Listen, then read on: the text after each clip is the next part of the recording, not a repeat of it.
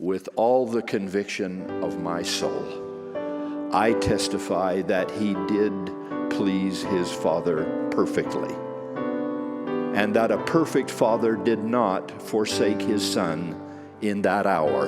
Indeed, it is my personal belief that in all of Christ's mortal ministry, the Father may never have been closer to his Son than in these agonizing final moments of suffering. Nevertheless, that the supreme sacrifice of his Son might be as complete as it was voluntary and solitary, the Father briefly withdrew from Jesus the comfort of his Spirit, the support of his personal presence. It was required. Indeed, it was central to the significance of the atonement that this perfect Son,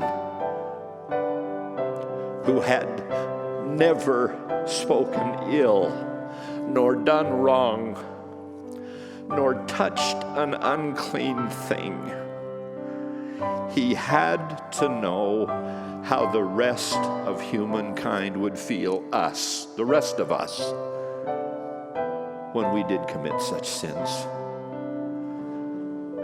For his atonement to be infinite and eternal, he had to feel what it was like to die not only physically, but spiritually, to sense what it was like to have the divine Spirit withdraw, leaving one feeling totally, abjectly, hopelessly alone.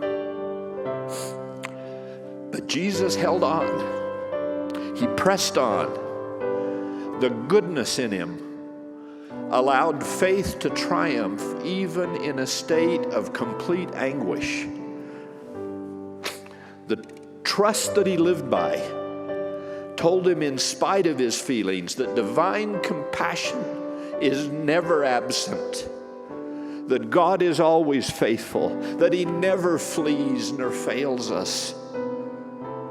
When the uttermost farthing had then been paid, when Christ's determination to be faithful was as obvious as it was utterly invincible, then finally and mercifully, it was finished.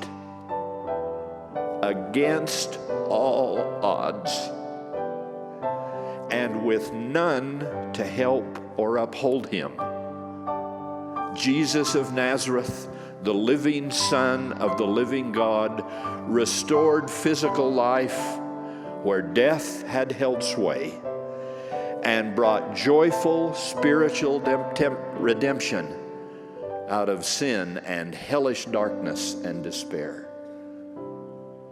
With faith in the God he knew was there, he could say in triumph, "Father, into thy hands I commend my spirit."